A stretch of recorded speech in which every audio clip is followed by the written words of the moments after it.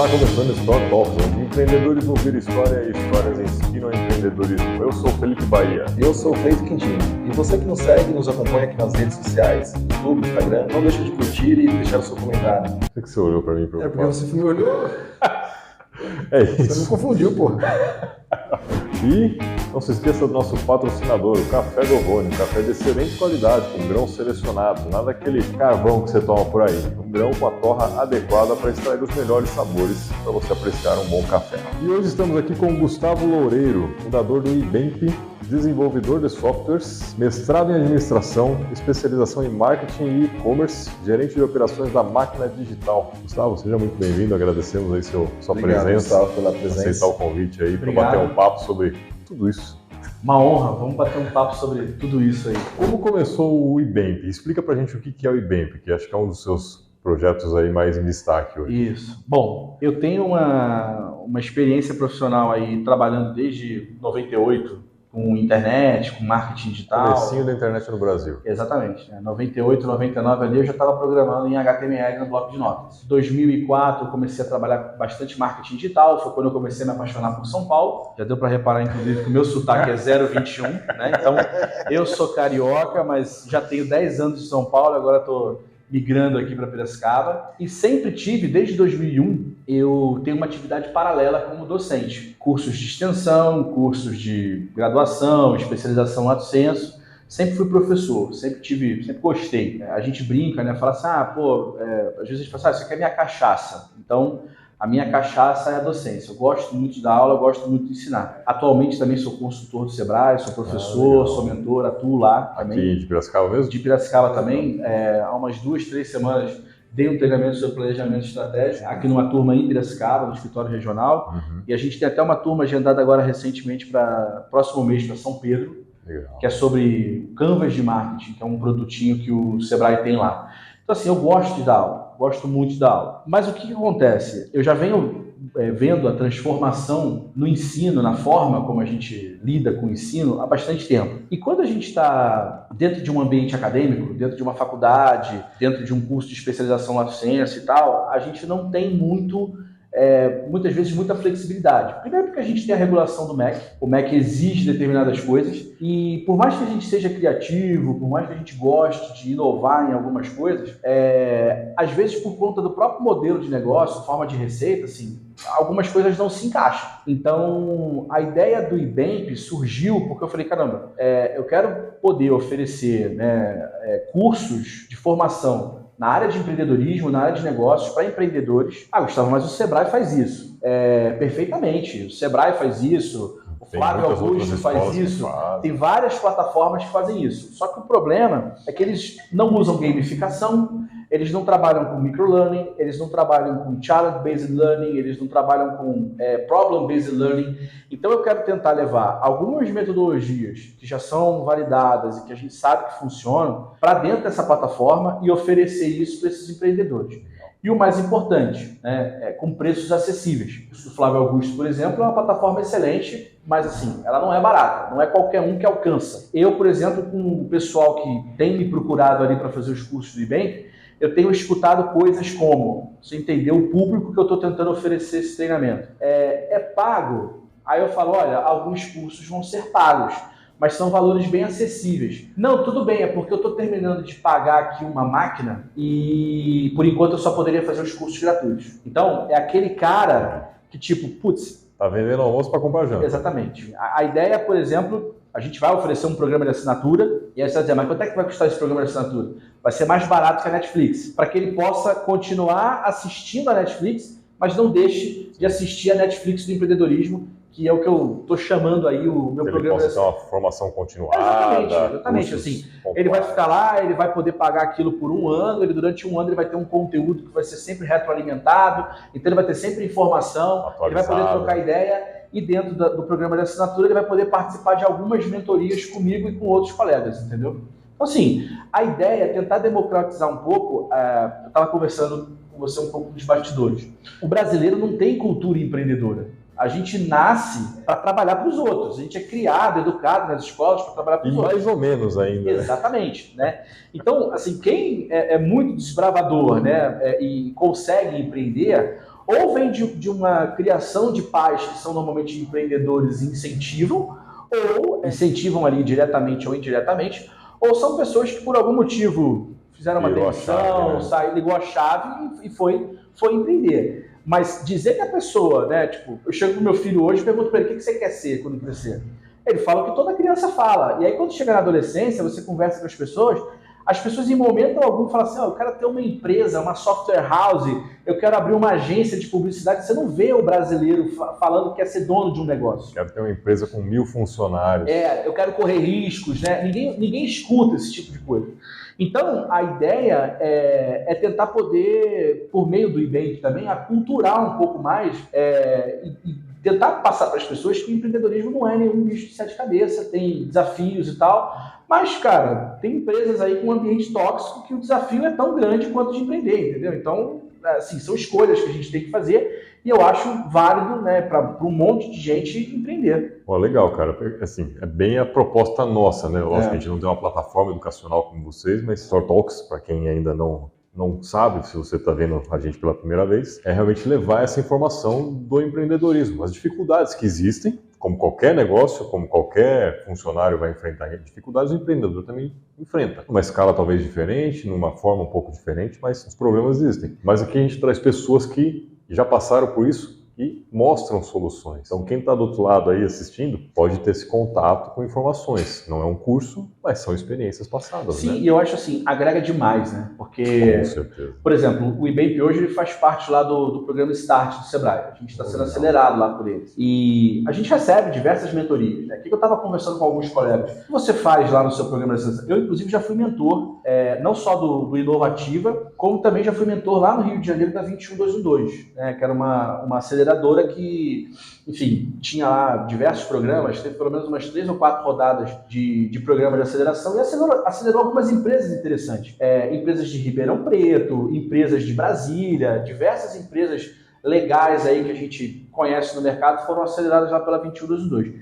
Isso me deu uma experiência legal para viver mais esse ecossistema do empreendedorismo. Eu sou empreiteco. Só que aí o que acontece? Quando você, por exemplo, faz um podcast como esse e você chama um empresário para falar muitas vezes a dificuldade que ele passa no dia a dia, de forma gratuita, né?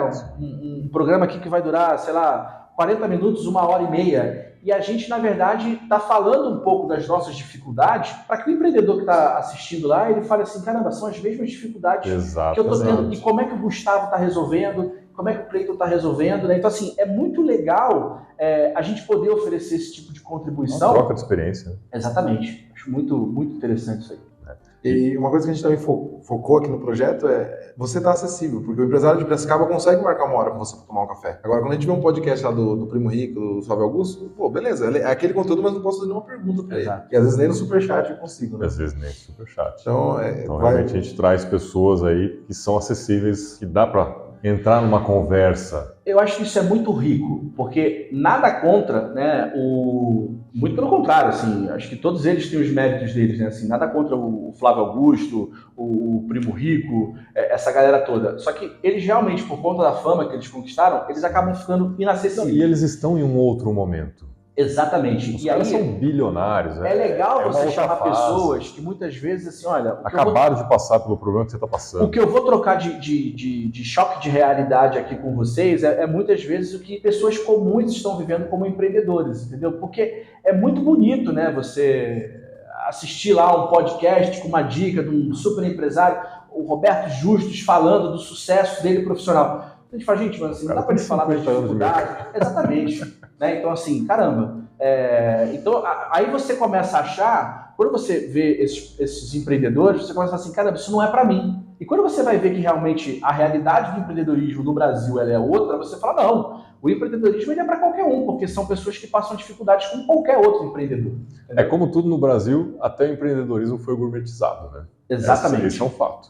Então, a palavra ficou em moda. Houve a época aí, né? Ainda se fala hoje menos, mas houve a época que a gente conhecia o termo empreendedores de palco, né? Então, assim, houve uma época aí, algumas pessoas, inclusive, ainda se fala, sofreram com o empreendedorismo de palco, por conta, muitas vezes, de se auto-sabotarem, né? Não vou ficar aqui citando nomes, mas, assim, pessoas que a gente sabe aí que, nessa de serem empreendedores do palco, passaram por problemas, dificuldades, perderam credibilidade, etc. Eu lembro que eu fiz um intercâmbio no Canadá de 1 ano e 4 meses, para aprender inglês mesmo. Ok. Mas, até com o objetivo de aprender inglês, num determinado momento, um amigo meu do Rio, que tinha uma agência, ele me indicou para um cara lá, falou, Gustavo, fala com esse cara aqui, que esse cara vai conseguir te ajudar. E ele tinha uma agência lá em Toronto. E aí eu fui lá falar com o Jimmy e tal, e assim, a gente sai daqui, né, eu saí daqui do Brasil achando que o meu inglês era intermediate. Aí quando eu cheguei lá no aeroporto, que a mulher disse pra mim como é que eu tinha que pegar um ônibus,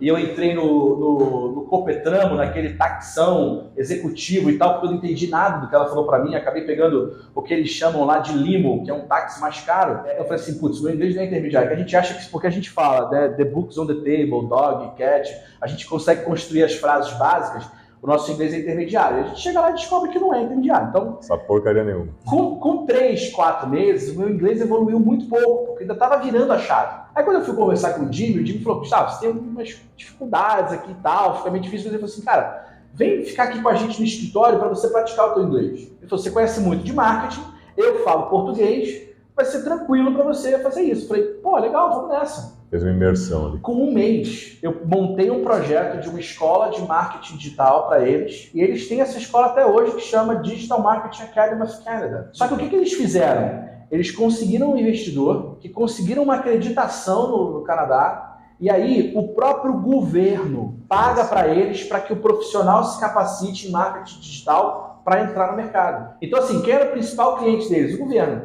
O governo falou assim, preciso formar 20 caras esse mês em marketing digital para botar no mercado. Toma aí e dá o curso para eles. Aí eles tinham lá uma plataforma e tal, o projeto todo começou comigo. Como não dava para eu ficar lá, mas o que foi legal? Eu fiquei de abril a dezembro, cara, meu inglês decolou. Eu voltei de lá fazendo simulado das certificações de IELTS, tirando boas notas, entendeu? Eu sempre tive esse ciricutico de pensar em empreender, pensar modelos de negócio. Eu tinha acabado de sair da aceleração da 21212, deixei as coisas aqui no Brasil. Aí eu falei, cara, eu tô muito, né, com business model na cabeça, com os mindsets de Alexander Osterwalder e essa galera toda. Aí eu cheguei lá, cara, fui levando isso tudo pros caras, os caras gostaram muito, foi muito legal. E aí o que aconteceu? Quando eu voltei pra cá, eu percebi assim, caramba, né, tipo, preciso fazer alguma coisa. Aí um amigo meu chegou pra mim e falou assim, pô, Gustavo, conta uma história. A gente estava entrando na questão do empreendedorismo de palco.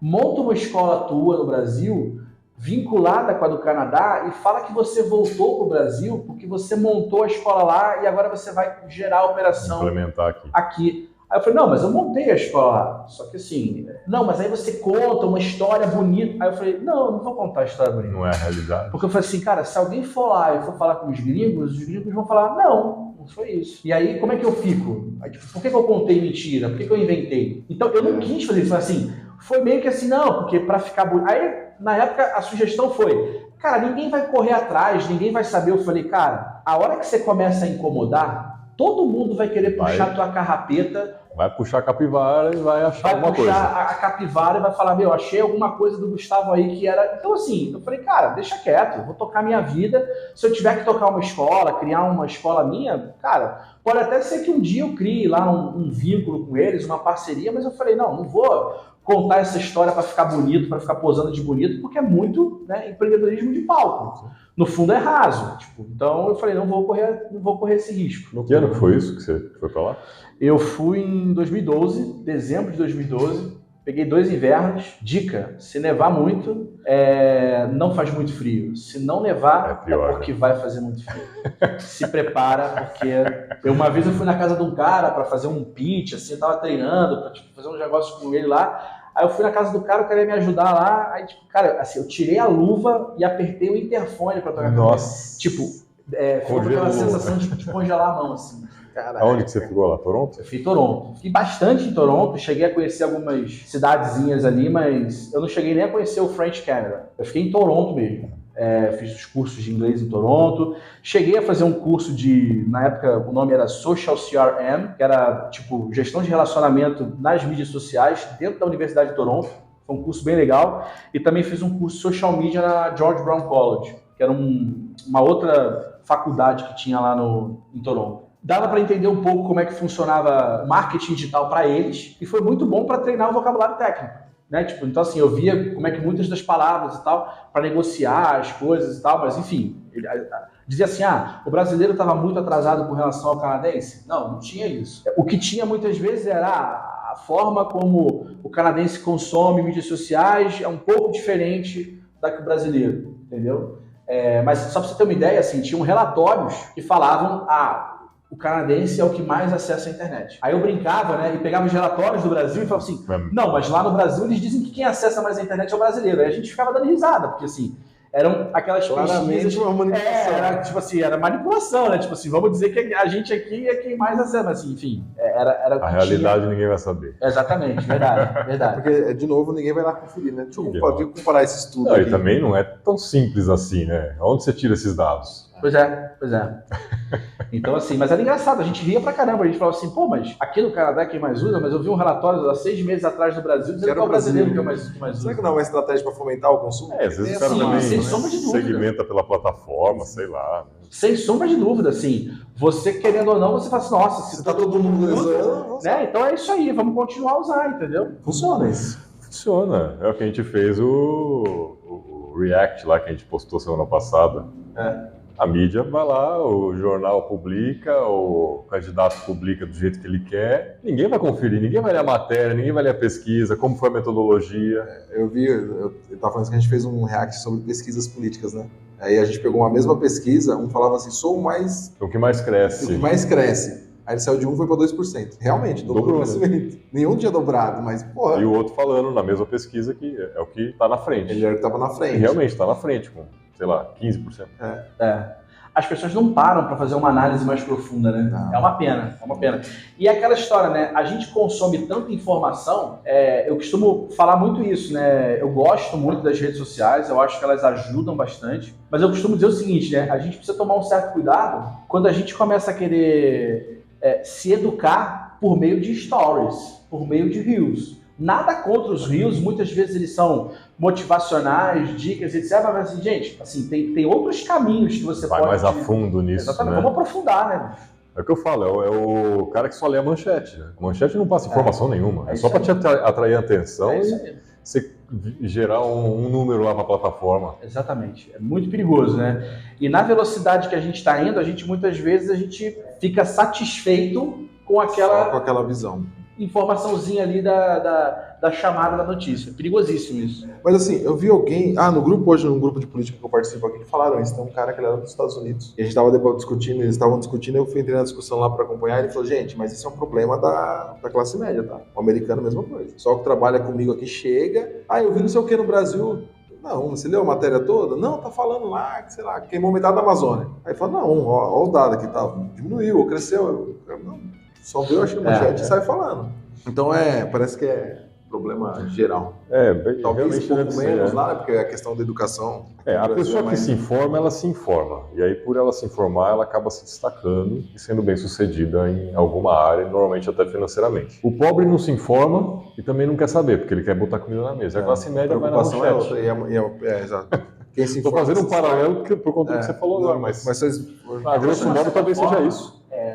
Isso não está muito errado, né? Não, cada um com a preocupação do momento. E se a gente for pensar bem, né? A gente estava conversando agora aqui nos bastidores, falando sobre a intenção lá no início de fazer a reforma agrária, né? Não vai ser feita reforma agrária nunca, porque é uma forma de você vender. Eu quero ser, pelo amor de Deus, é só...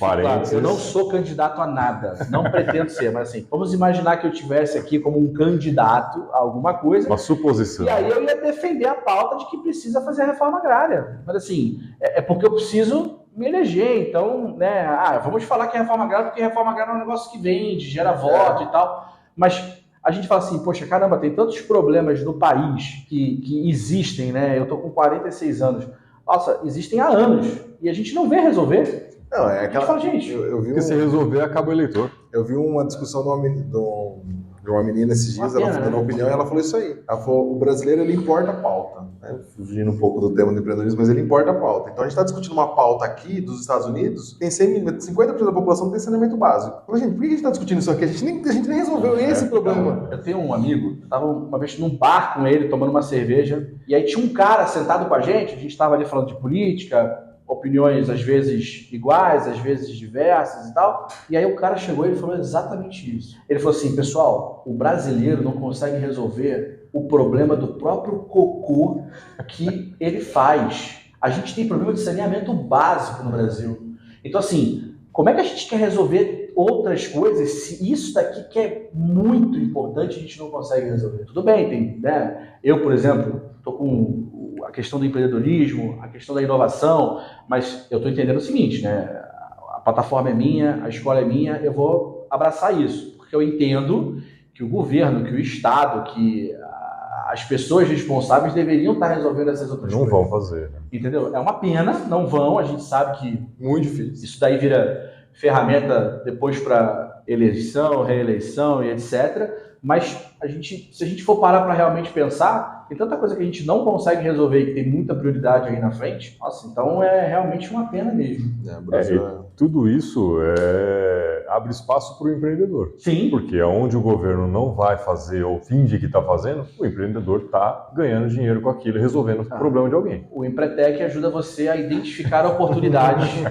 Então, uma das características do comportamento empreendedor é identificar oportunidades, justamente por conta dessas dores, né? Então, assim, eu acho que você tocou num ponto muito, muito interessante, né? Assim, muitas vezes a solução de um problema, a oportunidade no empreendedorismo vem de uma dor de alguém. Gente, o Uber fez isso com uma maestria muito grande. Tudo bem, perdeu bastante, né? Em algum momento se perdeu ali. Hoje em dia não oferece mais o serviço como antigamente, mas você pensar que, principalmente aqui no Brasil, a gente tinha uma carência muito grande, né, de transporte executivo, e os caras vieram com aquela possibilidade de ligar de um ponto A a um ponto B, oferecendo o serviço como eles ofereciam, é o que todo mundo fala realmente, acessível, né? Assim, é muito disruptivo para aquilo. Mas o empreendedor ele tem que ter essa característica. E aí, até aproveitando, falar assim, todos nós empreendedores, muitas vezes, né, estou falando aqui para vocês, eu tenho quase 25 anos de experiência acadêmica. E aí, por conta desse conhecimento técnico, né, de didática, de formação acadêmica e de negócios, etc., o que eu faço? Eu vou abrir uma escola de negócios. Ótimo. Mas quais as habilidades, né, quais as características e comportamentos empreendedores que o Gustavo tem e que ele desenvolve no dia a dia? Então, a gente como empreendedor, a gente precisa entender que não é só ter o conhecimento técnico. Não adianta você conhecer de contabilidade, você conhecer de gestão comercial, você ser um cara desenvolvedor de software, um especialista em marketing digital. Você precisa ter habilidades como topar correr risco, ter persistência. As estatísticas do Sebrae há anos já falam pra gente, né? Os negócios duram normalmente em média 2 anos. E por que não duram mais? Porque parte disso é porque a pessoa desiste, porque muitas vezes... resiliência. Entendeu? Assim, você tem que ter persistência, você tem que entender que se você não insistir no negócio, fica difícil. Tudo bem, às vezes acontece, né? Gustavo, eu passei por uma dificuldade entre ficar olhando meu filho pedir comida e não ter como comprar comida para meu filho e de repente arrumar um fixo ali para poder pagar as contas. Eu fui para o fixo e arrumei as contas. Não é assim, né? Olha, pula de paraquedas, pula de um avião sem paraquedas, ou pula de base jump sem o elástico, ou se joga de uma ponte. Não é nada disso. Mas o que eu quero dizer é assim, poxa, minimamente saber correr riscos, né? Fazer um planejamento para correr riscos calculados e ter persistência, né? Tentar entender por que o negócio não está dando certo, né?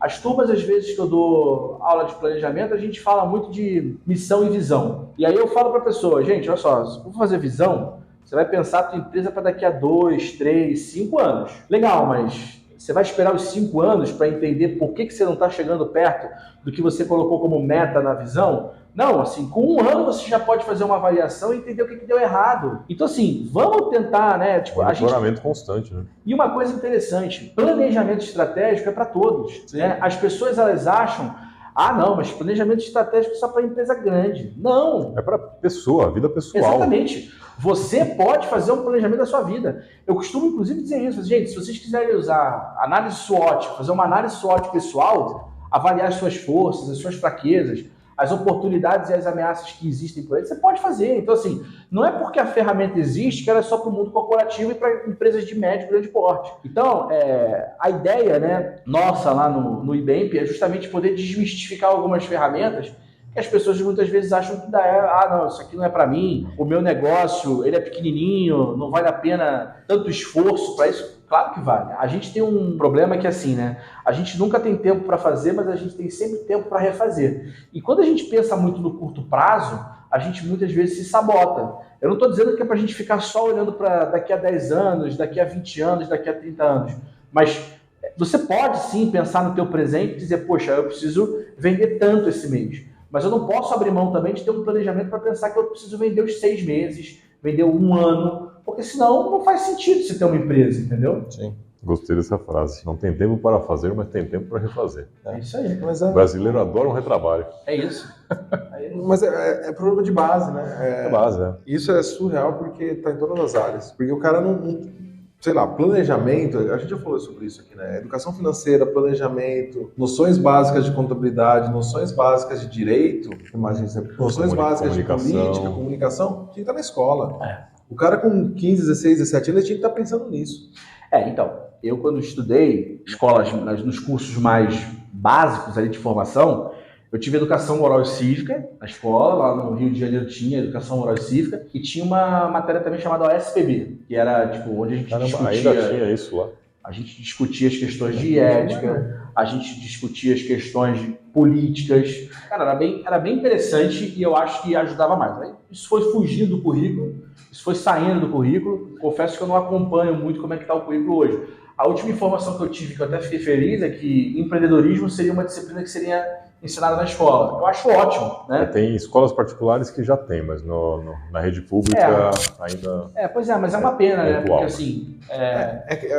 Essa é uma situação que aí, por exemplo, aqui em São Paulo, no estado de São Paulo especificamente, o governador Tarcísio está tentando implantar a educação financeira. O pessoal brigando com ele que não pode implantar a educação financeira porque isso vai fazer uma cabeça capitalista, blá. E é aquilo que você fala, cara, se ele formar professor de matemática, se ele formar sociólogo, filósofo, o que ele se formar, ele vai ter que mexer com dinheiro.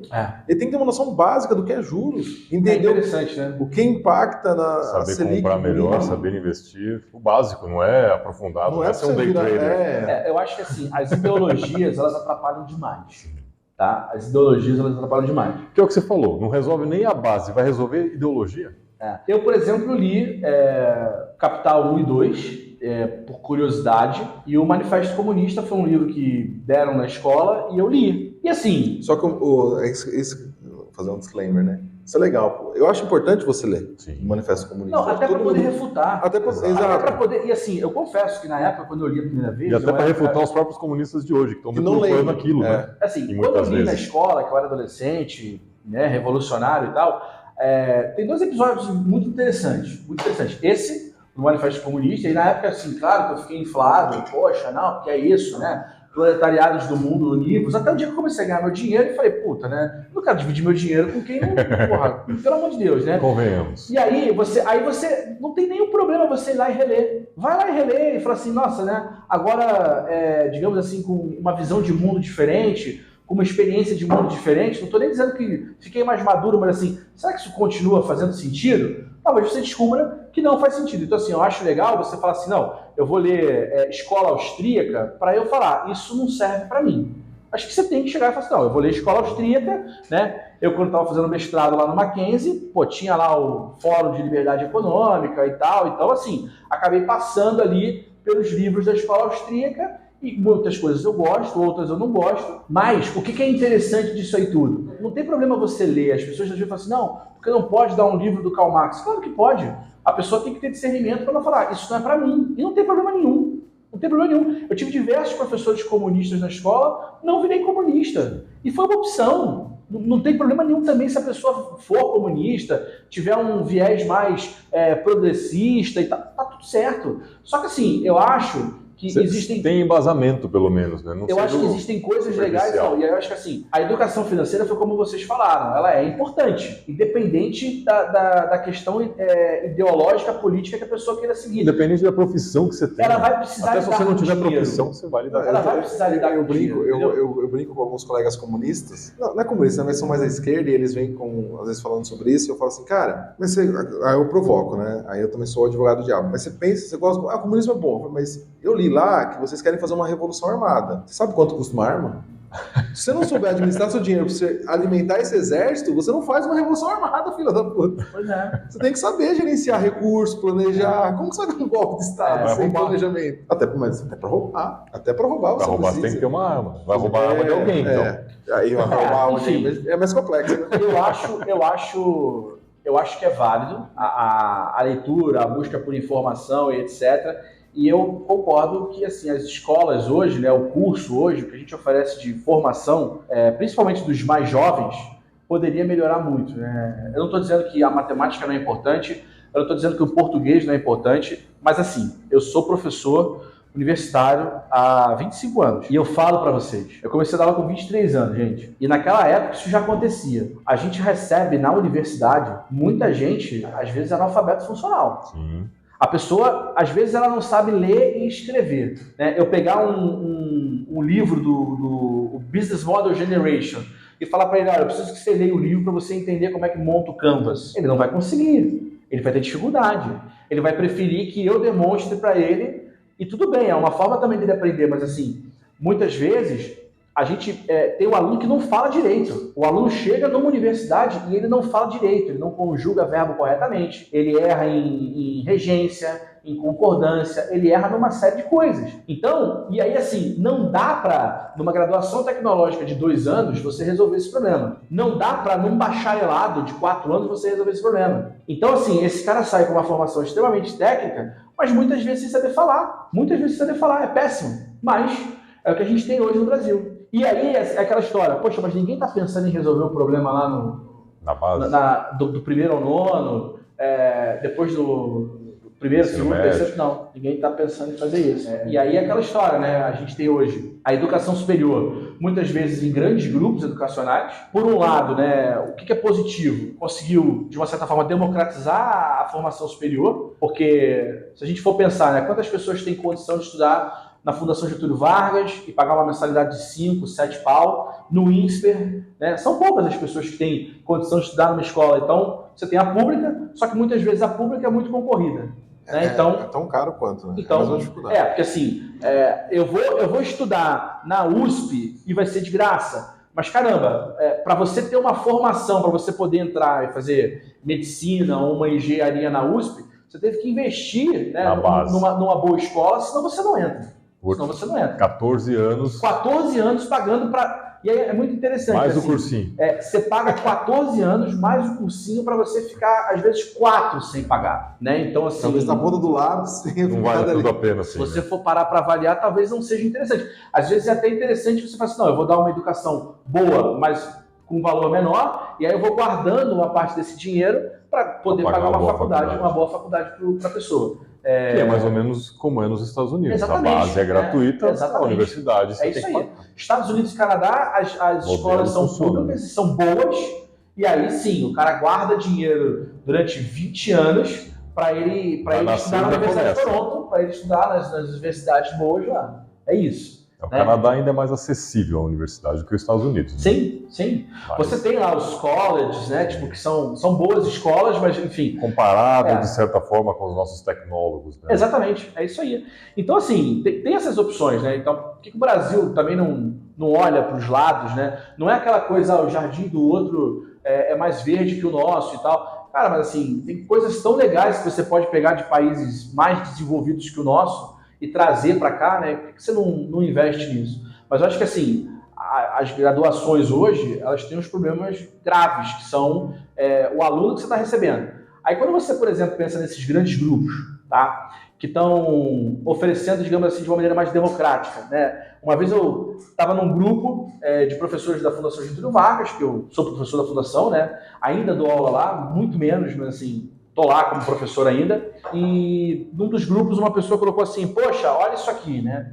O que era? Era Descomplica, fazendo uma promoção de Black Friday, vendendo 2 MBAs pelo valor de um, era tipo, sei lá, uma merreca. Aí todo mundo dando piada, fazendo piada, criticando, zoando a forma comercial. A forma comercial eu realmente achei agressiva, mas o que eu acho interessante quando a gente olha, por exemplo, para o Descomplica e para outras, tá? E quem não tem dinheiro para estudar na FGV? E quem não tem 50 mil para fazer um MBA lá? Não faz MBA nunca? Não pode fazer? Não vai fazer nunca. E se você for pensar quantas pessoas, né, olhando para a pirâmide, tem condição de fazer um MBA na USP Exalc, um MBA na SPM, no INSPER, na FGV? Não são todas. Então, assim, como modelo de negócio, a Descomplica observou isso e falou, cara, eu vou democratizar.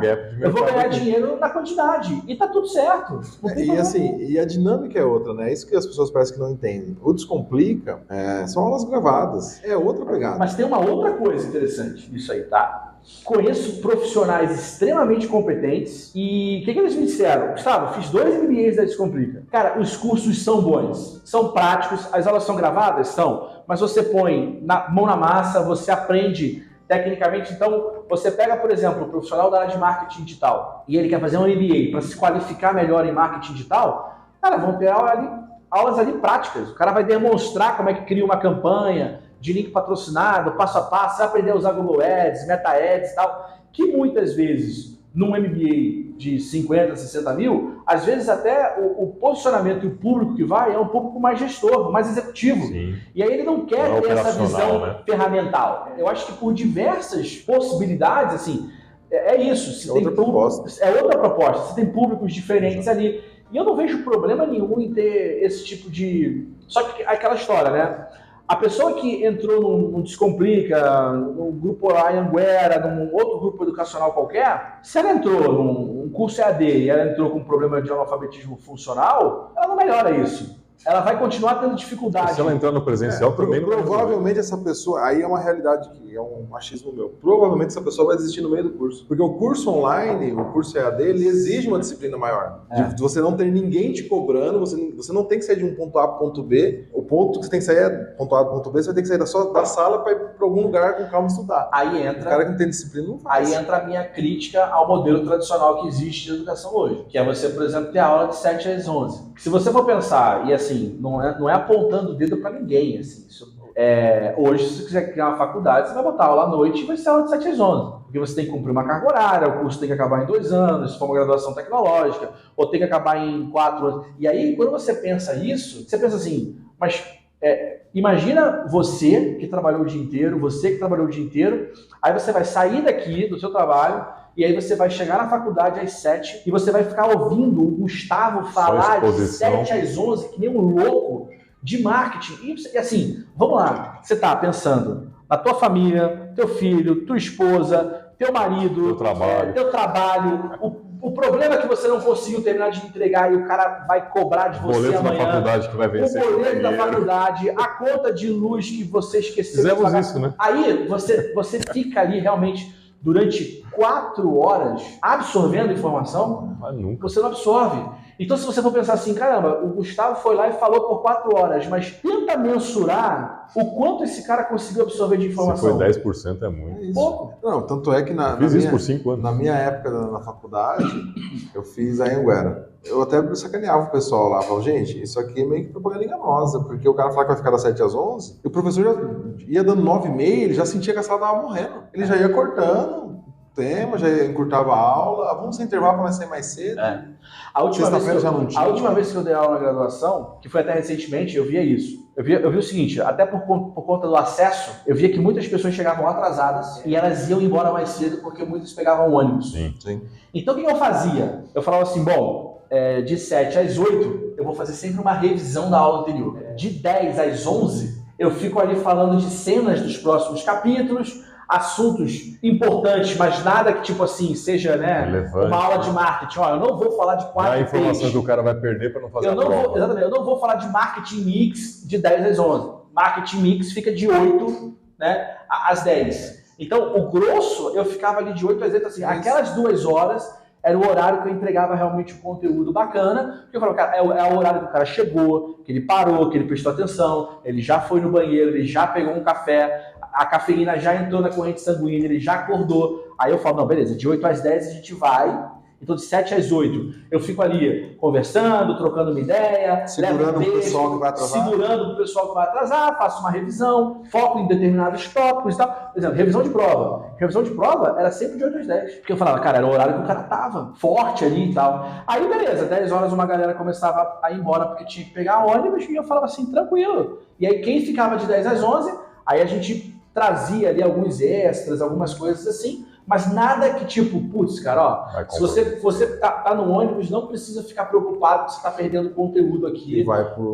não é nada que vai, avaliação. tipo... exatamente. Entendeu? Fica a dica para você que é professor universitário aí. Não ferre seus alunos, eles também estão cansados. Não, assim, e aí eu acho, isso é um ponto importante. Isso é um ponto que você colocou, assim, é importante, né? Acho que assim, o docente hoje de ensino superior, ele precisa entender, quando ele dá aula, principalmente em graduação tecnológica, o público é outro. Uma graduação, um bacharelado, o cara muitas vezes ele tem ali um suporte do pai. Ele muitas vezes ele é mais novo. Então você pode cobrar um comprometimento maior do aluno. Mas quando o cara é de graduação tecnológica, cara, esse cara trampou o dia inteiro. Muitas vezes ele se estressou o dia inteiro com o cliente, com o chefe, com o fornecedor. Aí você ainda quer cobrar que ele esteja às 7 na aula? Para, gente. Assim, cada um sabe de si, da responsabilidade. Esse cara tá jogando nas 11. E aí você, tipo, aí assim, desculpa, né, professor? Vamos resolver você o teu problema de carência. Porque a carência é sua, né, bicho? Desculpa, né? Enfim. Mas eu tenho isso é muito real que você está falando dessa questão do nível que chega, porque eu lembro que no primeiro semestre tinha a turma, aí ADM, essas empresas, esses grandes, eles fazem isso, né? Eles juntam ADM, economia, contabilidade, engenharia também, era os dois primeiros anos, juntos. 100 pessoas na sala, essa loucura, e a mensalidade lá embaixo, é sempre essa equaçãozinha, né? Isso. E aí eu lembro uma professora nossa, ela chegou revoltada, ela tinha dado um trabalho lá e tal, aí ela foi apresentar a nota e falou, gente, eu vou falar a verdade pra vocês, assim, no final do bimestre, ela falou, vai todo mundo passar com 6. Eu falei pro diretor, vocês copiaram o trabalho de todo mundo, eu já não consigo nem saber quem fez o original. Caramba. O trabalho é igual de todos, porque 100 pessoas dividiu lá em vários grupos, alguém vazou o primeiro, meu amigo.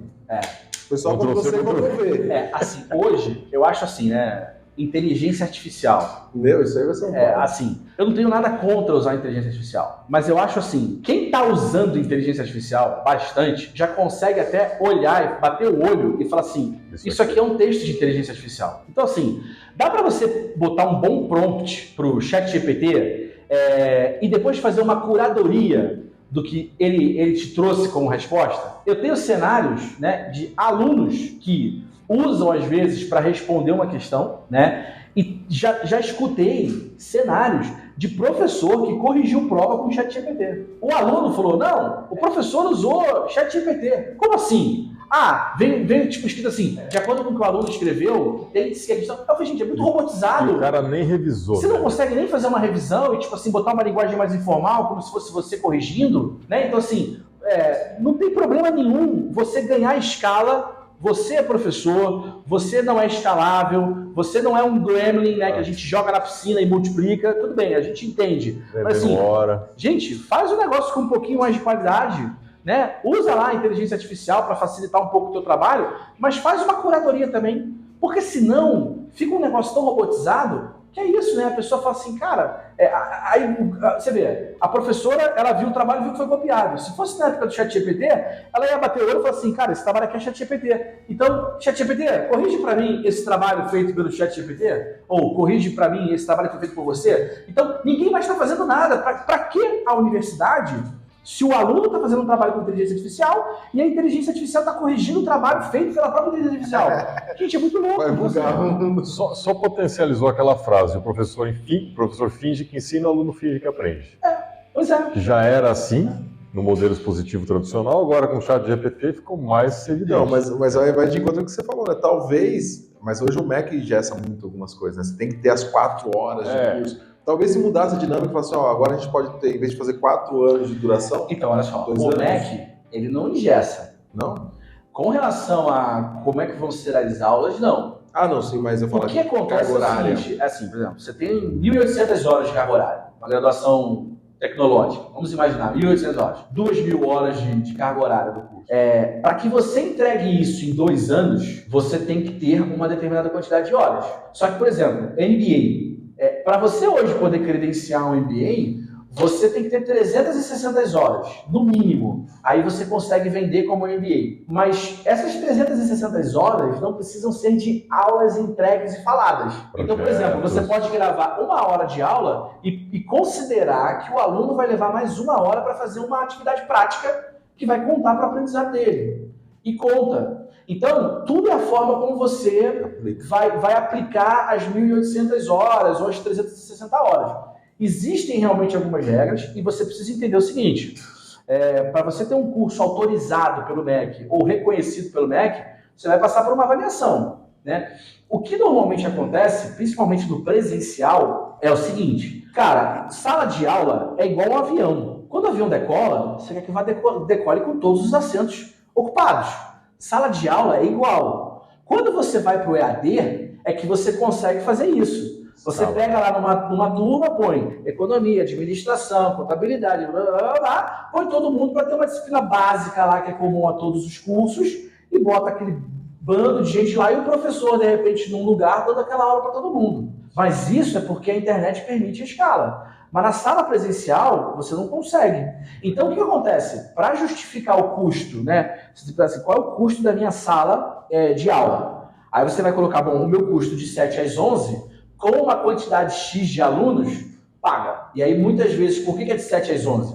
Porque ele precisa não só entregar o conteúdo em 2 anos, como ele poderia, por exemplo, assim, ao invés de ter 5 disciplinas, uma aula na segunda, outra na terça, outra na quarta, ele tem menos. Uma aula de 15 em 15 dias, ele pode mesclar essas coisas todas. Isso ele pode fazer. Muitas vezes é essa dinâmica que a instituição de ensino precisa fazer, porque assim, ela precisa minimamente pagar essa conta. Sim. Então, muitas vezes o de 7 às 11 é porque, cara, senão a sala de aula não se paga. Não se paga. Ponto. Sempre me incomodou. A forma como as coisas são feitas hoje. A gente está no mesmo modelo lá dos filósofos gregos ensinando do mesmo jeito. Senta a galera, alguém fala, depois vai embora e não faz nada. É isso aí. Ó, tecnologia está aí para isso. Você está colocando um ponto aí, né? Projetos você pode fazer em vez de ficar ali dando aula, né? Ó, avaliações contam como hora. tem uma coisa interessante que a gente vai tem fazer que um colocar. estágio, vai fazer um voluntário, alguma coisa assim. Eu falei dos problemas que a gente tem no ensino tradicional, certo? Do 1º ao 9º e depois do ensino médio. Você vai mudar isso do 1º ao 9º? A tua aula de matemática vai ser diferente? O cara vai, de repente, ter na escola várias empresas onde ele tem que usar matemática para fazer... Se você não fizer isso, porque o que acontece? A tua ideia é muito boa, né? O cara, por exemplo, ele vai ter uma aula com um projeto, ele vai poder, de repente, ter uma aula onde ele simula na prática uma demanda de um cliente e tem que montar uma campanha para ele aprender ali como se fosse a vida real. Ótimo, muito legal.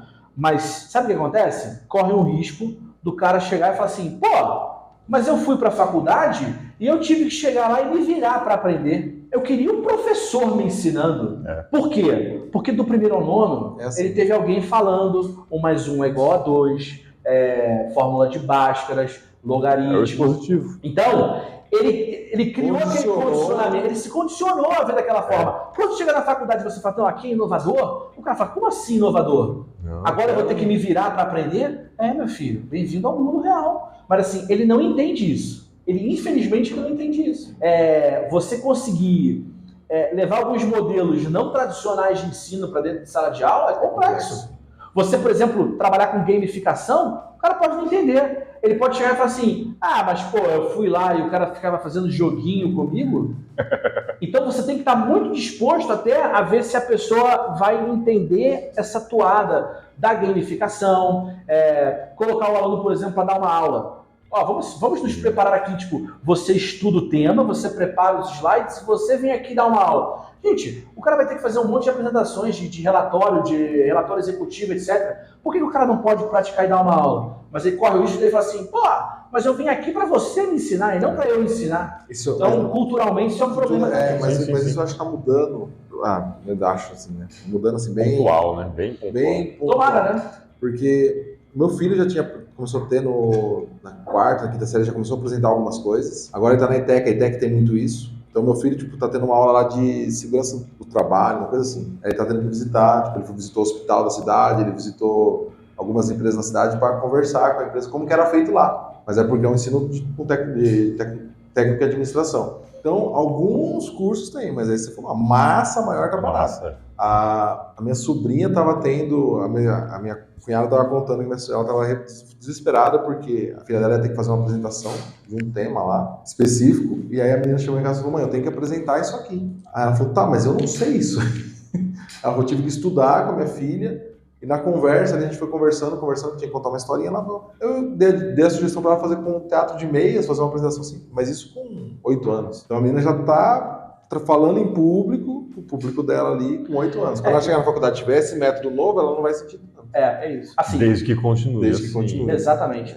E assim, um outro cuidado que eu acho que a gente tem que ter com a educação, com a inteligência artificial, com todas as tecnologias que estão vindo para facilitar a nossa vida, é o seguinte, a gente está gravando aqui um podcast, e isso aqui vai estar disponível no YouTube, para as pessoas que quiserem assistir, e vai estar disponível no Spotify para as pessoas que quiserem escutar. Se a gente pegasse isso aqui, fizesse uma transcrição e colocasse num post no blog, sabe quantas pessoas leriam?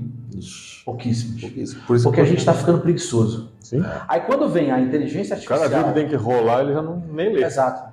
Né? Então assim, outro dia eu dei essa dica para um amigo meu. Ele terminou uma pesquisa, assim, mais uma pesquisa de mercado, nada academicamente, com métodos rigorosos acadêmicos e tal, mas ele encontrou lá algumas informações interessantes e ele quis colocar em formato de post. Aí eu cheguei para ele e falei assim, Eric, pega essas informações, além de você colocar o formato de post, grava um vídeo com a sua análise, porque você pode ter certeza, cara, da maneira que nós, seres humanos, estamos ficando preguiçosos, é provável que a maioria das pessoas, você pega o vídeo do YouTube e embeda, né, lá no post do blog, a maioria das pessoas vão assistir ao vídeo e de repente não vão terminar de ler a pesquisa. Aí ele, pô, Gustavo, é verdade. Eu falei assim, porque assim, a pessoa vai começar a ler, aí ela vai dar uma lidinha, não, eu li, né? Leu o primeiro parágrafo, 2 parágrafos, 3, já começou a ficar impaciente. Vários jornais, noticiários, o que eles fazem? Eles botam o texto da notícia e eles põem uma barra para você poder escutar a notícia. E quantas pessoas não apertam a informação para escutar? Você tá lá. Porque você vai fazendo outra coisa, bicho, você está escutando a notícia. Finge que está escutando, pelo menos. Então, pois assim, porque às vezes você nem capta, é como se você estivesse no rádio. A coisa passa tão rápido que você não percebe. Então, assim, o cuidado que a gente tem que ter hoje é o cuidado da gente ficar preguiçoso. Porque, assim, quando a gente começa a ficar preguiçoso, a gente também fica menos criativo. Então, assim, a gente tem que ter o cuidado, né? Poxa, não tenho nada contra a inteligência artificial, mas, assim, a inteligência artificial, para deixar a gente preguiçoso, é um perigo. Porque a gente não fica criativo e a gente começa a achar que o carinha vai ter que sempre fazer pra gente. E aí, cara, é aquela história, né? Pô, por que eu deixei de empreender? Por que eu não ganhei dinheiro? Por que eu não fui bem sucedido? Porque alguém que foi criativo, que não foi preguiçoso, foi lá e criou. Então eu acho que assim, né, o empreendedor, ele tem que também usar a tecnologia, usar o ferramental, mas não deixar de ser criativo, não deixar de pensar em ter novas ideias e buscar novas ideias para o negócio, senão é aquela história, vem um substituto e engole a gente hoje em dia, então é rapidinho engolir a gente. Isso aí é uma frase que seria basicamente o seguinte: enquanto você não faz as suas escolhas, alguém vai escolher por você. Exatamente, é isso. Queria fazer uma pergunta para você que mexe com marketing, um pouco de bagagem nesse aspecto. A gente tem visto aqui no podcast, virando completamente a chave, tá? Voltando pro marketing. A gente tem visto que a maioria dos nossos convidados, a gente brinca que o podcast é uma ferramenta que ele pode usar para conteúdo digital para ele e fazer o marketing dele, divulgar a marca dele e divulgar. A maioria não usa. O que você pode dar de dica para o empresário começar a trabalhar o marketing digital pro pequeno? Né? Porque o cara às vezes não tem agência, não quer contratar, não sabe fazer. Porque o pessoal não está fazendo marketing. Eu até brinquei com o Felipe, a gente está produzindo bastante conteúdo, mas o pessoal não está usando. A primeira questão é a seguinte, né? Você vende lá os seus produtos, os seus serviços. Enquanto você está vendendo, você de uma certa forma, você faz, né, o marketing porque você entende que é aquilo que está trazendo o cliente, ou você não faz porque você acha, não, é o meu produto, a pessoa vem, ela compra, etc, etc. Quando você é um empreendedor pequeno, existem diversos problemas aí que precisam ser desmistificados. Eu costumo dizer isso, eu faço parte, inclusive, do grupo de empresários aqui de Piracicaba, né, o BNI Vitrine, e a gente conversa muito sobre isso lá. É o seguinte, né? Não é porque você é pequeno que você não tem condição de fazer marketing. Você ou vai encontrar um freelancer que vai conseguir te ajudar a fazer isso para você, ou até algumas poucas coisas você pode fazer. O cuidado que você tem que ter é só um. eu às vezes eu converso com um empreendedor assim, né? Marcenaria. O cara tem uma empresa de marcenaria. E aí ele fala, Gustavo, eu gravo os meus vídeos, eu posto no meu Instagram, eu faço o texto, eu pego a foto, eu fotografo, eu coloco. Não tem problema nenhum nisso. Mas assim, e o teu core business? Você não é um arquiteto, não é um decorador, não é um especialista em fazer móveis planejados? Então, parte do teu tempo, você podia estar botando na mão de um especialista para fazer. E, assim, claro, né? Exemplo, eu estava conversando com uma pessoa especialista em móveis planejados recentemente, e aí a gente estava conversando e eu cheguei para ela e falei assim, qual é o móvel mais baratinho que você faz aqui? Aí ela falou, bancada de banheiro, R$1.000. R$1.000 de bancada de banheiro. Aí eu falei, então, se eu cobrar de você um custo, exemplo, né? Eu cobro de você um FII mensal para fazer uma campanha onde vai envolver Google Ads, Meta Ads e uma outra plataforma qualquer. E aí eu vou cobrar o meu FII mensal R$800, R$900, mas ainda vai ter um investimento em mídia. Vamos imaginar que seja R$500 de investimento em mídia e o meu FII mensal para trabalhar com 3, 4 canais seja de R$900. São R$1.500. Se você vendeu, eu fiz todo esse barulho para você, e você vendeu um móvel de banheiro só, você pagou para vender esse móvel. Né? Então assim, você por esse movimento todo, por esse esforço todo, você tem que vender 3, 4 móveis, ou até mais. Porque aí eu ainda cheguei para ela e falei assim, olha, o teu móvel que custa R$1.000, você não ganha R$1.000. Você tem uma margem de lucro ali, então você tem que calcular esse investimento em marketing para você saber se você teve retorno sobre o investimento em cima da tua margem de lucro. Então, o que eu acho que o empresário hoje, às vezes, não faz essa conta. E aí você tem uma outra coisa também, que é o seguinte, a gente tem hoje muitos especialistas em marketing fazendo mal feito. Eu conversei com essa especialista em imóveis planejados, que ela chegou para mim e falou assim, Gustavo, eu fiz a campanha com uma outra pessoa e a pessoa, começou a gerar tráfego para mim de gente de outra cidade, de outro país, de outro lugar. Aí eu falei, poxa, mas peraí, a pessoa fez uma campanha para você e nem colocar minimamente uma segmentação. Eu outro dia, conversando com uma colega, ela estava aqui em Piracicaba, ela trabalha num empreendimento imobiliário que vai rodar ali no São Dimas, e aí ela me mostrou um orçamento. O cara chegou para ela e falou assim, eu vou te cobrar R$10.000 para você investir em mídia e a gente vai fazer uma campanha segmentada por Piracicaba. O alcance vai ser de não sei quantas pessoas. Aí eu falei, quanto é que custa esse apartamento aqui no São Dimas? 1 milhão? Eu falei, todo mundo em Piracicaba tem 1 milhão para vir aqui comprar? Então, desculpa, é um tiro de escopeta para matar um passarinho. Então, assim, isso é o básico. Isso é o básico. Eu falei assim, gente, assim, eu fico nervoso quando eu vejo essas coisas. Porque eu falo assim, agora, tem possibilidades? Tem. A gente estava falando aqui dos bastidores das microsegmentações, das microaudiências, né? Então, eu acho hoje que a gente tem que começar a olhar e falar assim, né, eu não vou impactar o meu negócio para todo mundo, mas eu vou ter microaudiências que vão ser muito fiéis. É muito assustador ver que às vezes as pessoas não têm uma visão, tipo aquele famoso, né? Você tem quantos anos? 41. 41, você? 35. Então, não sei se vocês vão lembrar, costumo dizer assim, né? A falta do olho de Tandera, a visão além do alcance, né? Para você que não sabe o que é isso, vai no YouTube, pesquisa Thundercats, que você vai saber o que é olho de Tandera. Você precisa ter olho de Tandera. E aí, é muito engraçado, porque eu lembro que quando eu trabalhava no Rio de Janeiro, numa instituição de ensino que eu fiquei 10 anos, a gente lançou uma formação em marketing digital na época. E na época já tinha um podcast de uns caras assim, e a gente pegou e gravou um spot para anunciar o curso naquele negócio. Se eu tivesse falado assim, não, mas o spot não vai dar nada, não é o nosso público, não sei o quê, mas eu falei assim, não, essa galera é a galera que a gente quer trazer, é o cara que está escutando. Eram 2 profissionais especialistas em marketing digital, e eles falavam do assunto. Eu falei assim, cara, se a gente entra com um spot patrocinado aqui, falando da nossa formação, e não deu outra, a galera veio, a galera se inscreveu, a galera falou, não, eu fui impactado por aquilo. Engajou. Você tem que tentar pensar o seguinte, eu trabalho na indústria, eu trabalho com produto, eu trabalho no varejo. Quem é teu público hoje? Dá para fazer uma segmentação específica para esse público? A plataforma do Google, você consegue segmentar hoje pelos termos de serviços e produtos que você oferece. Você coloca lá, a pessoa vai pesquisar no Google, ela vai encontrar o seu anúncio. O Facebook, você consegue dizer, eu quero comunicar arquiteto, eu quero comunicar engenheiro, eu quero comunicar médico, eu quero comunicar pessoa que saiu do primeiro e segundo grau. Aí você fala assim, não, mas eu sou uma faculdade aqui em Piracicaba e eu quero anunciar para o cara que está saindo da escola tal. Tá bom, você põe lá um raio na escola e você diz, eu quero o cara que está na escola num raio de 1-2 quilômetros. E você consegue fazer esse tipo de segmentação. Como é que você não consegue acreditar que o digital dá certo? Claro que o digital dá certo. Como é que você escuta esse podcast? Como é que você assiste a esse podcast e você acha que a sua marca não pode entrar aqui? Na minha opinião, pode. E muitas vezes, o que eu acho interessante é assim, o resultado que você pode ter num podcast é muito maior do que você teria, de repente, fazendo uma campanha, tipo, para vender um empreendimento no São Dimas com uma segmentação em Piracicaba. Já está segmentado, né? Então, assim, aqui já está muito segmentado. Então, poxa, quem é o meu público? Empreendedor? Então, nossa, eu vou falar para eles, porque eu já tenho a minha audiência aqui. Então, vamos...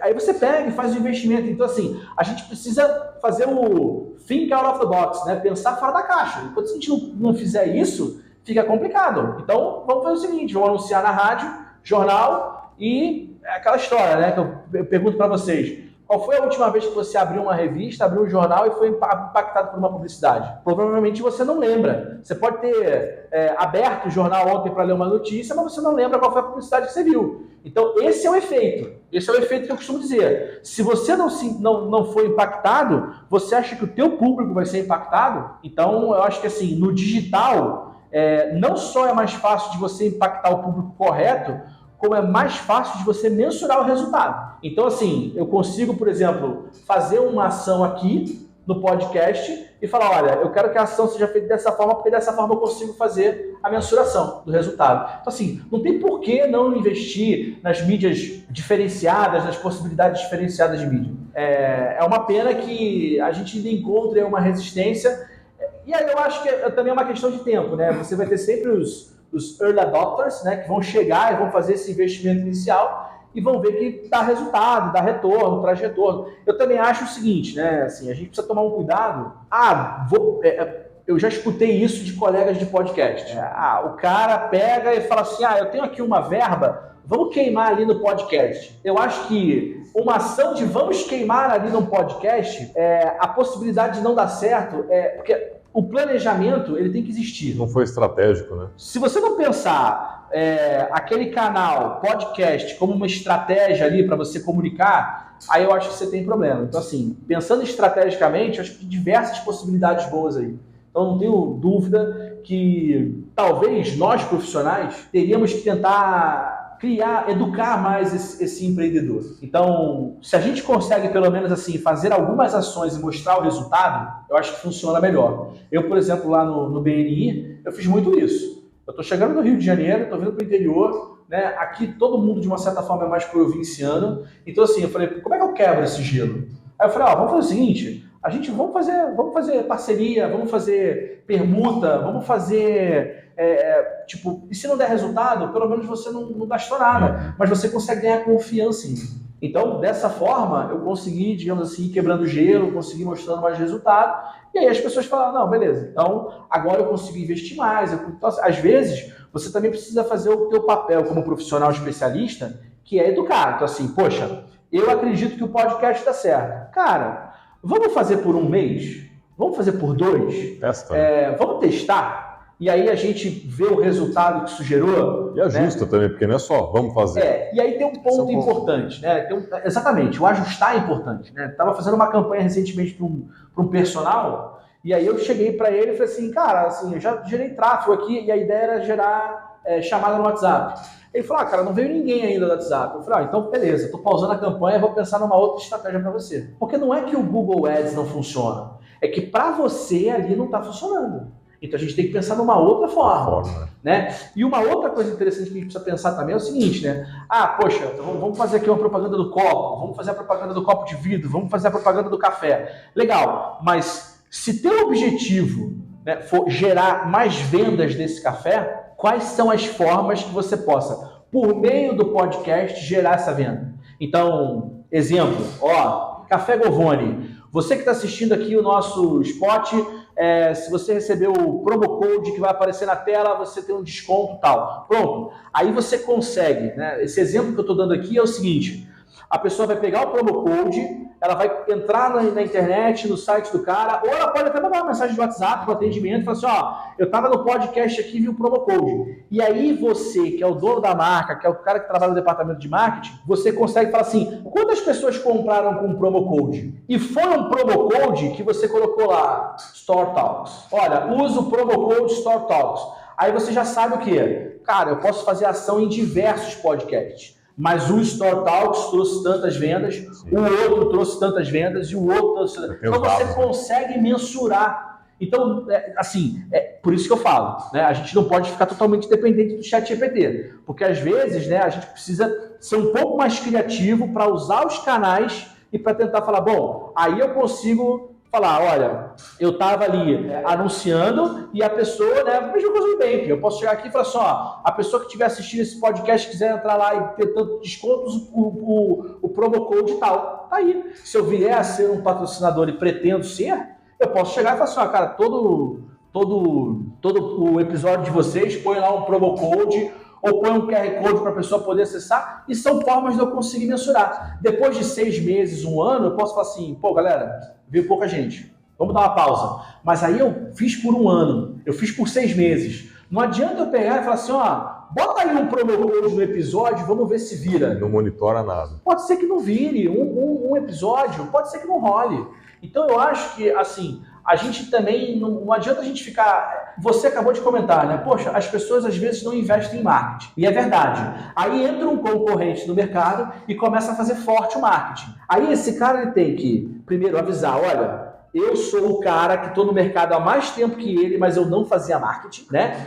Então, assim, se o cara estiver satisfeito com o outro fornecedor que entrou depois e que conquistou o cliente, ele não vai sair, ele não vai trocar. E aí você muitas vezes vai estar fazendo marketing, aí o que você faz? Igual academia. Ah, não, eu vou na academia, cara, porque eu tô meio gordinho, e aí eu vou chegar lá e vou malhar 1 semana. Aí em 1 semana a calça não ficou mega larga, putz, a academia não funciona. Não, cara, marketing você tem que ter frequência ali. Você tem que, não adianta você falar assim, ah, fiz um impulsionamento aqui de R$11, 5 dias, não trouxe resultado. Provavelmente não vai trazer.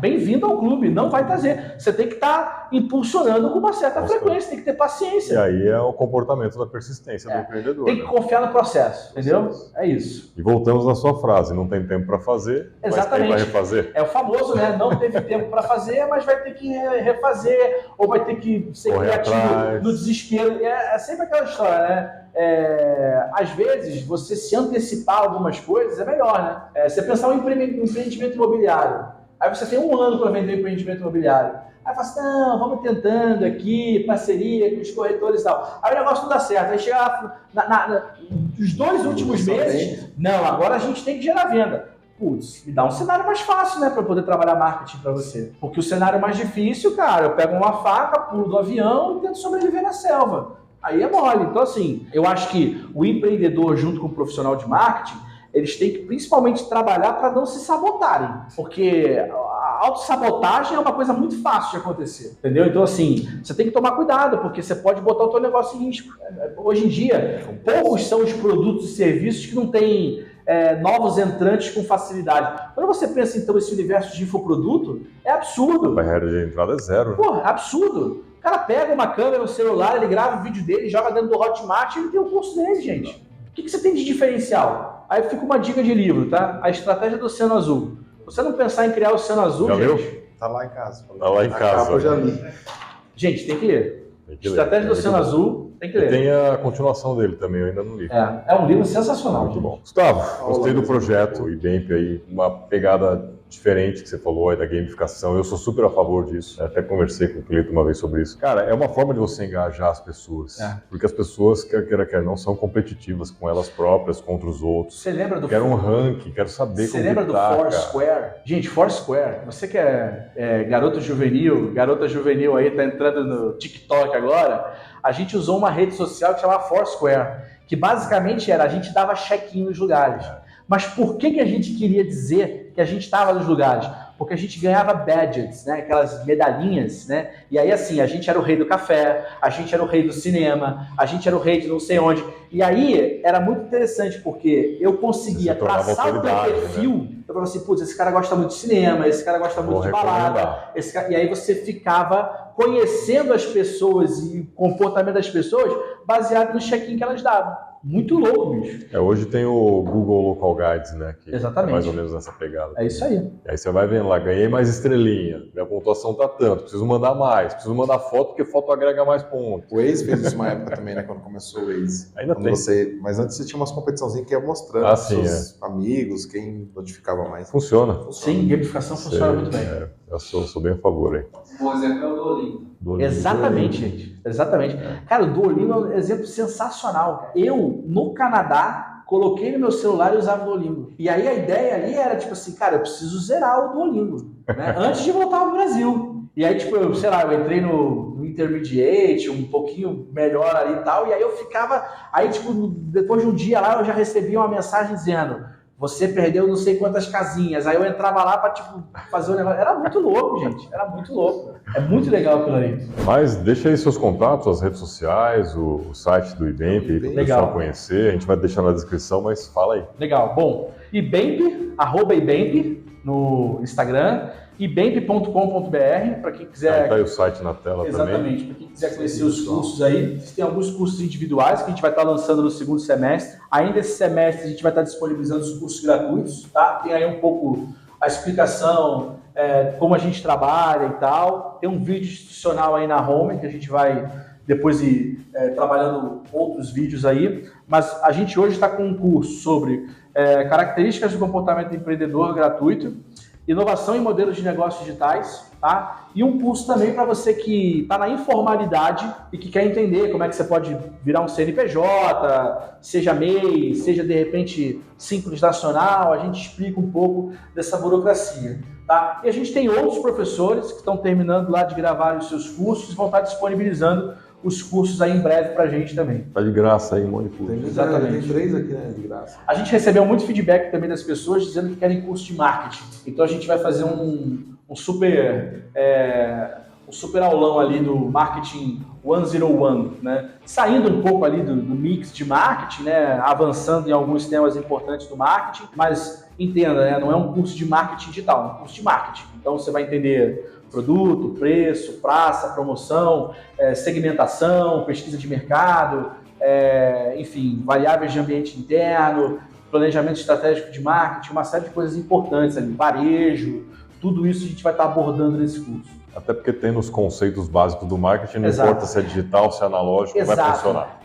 Foi muito legal você ter falado isso, né? O marketing é marketing. Quando a gente fala do marketing digital, embora seja muito importante, muito eficiente, a gente está falando da ponta do iceberg, né? O marketing digital e tal, não sei o quê, mas, cara, existe... Se você fizer marketing digital muito bem feito, mas se o teu produto for ruim, se o preço for inacessível, né? E se você não tiver com um produto bem localizado, seja fisicamente ou online, produto, preço e praça, você tem 3 problemas aí. Não adianta você fazer o paid promotion bem, o paid comunicação bem, que o resto tá ruim e você não vai conseguir atender bem o teu marketing mix. Então, assim, marketing digital é a ponta da iceberg. Você tem que pensar ali o marketing roots mesmo, o marketing antes do digital, né?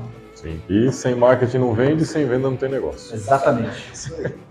É isso aí. Não se esqueça do Café Govone. Quer conhecer? Entre em contato com a gente. Manda um direct, manda um comentário aí no Instagram, no YouTube. Marca um horário com a gente. Vem conhecer o estúdio, bater um papo e tomar um Café Govone aí pra você saber o que é um verdadeiro café. Isso aí. Semana que vem tem mais? Semana que vem tem mais.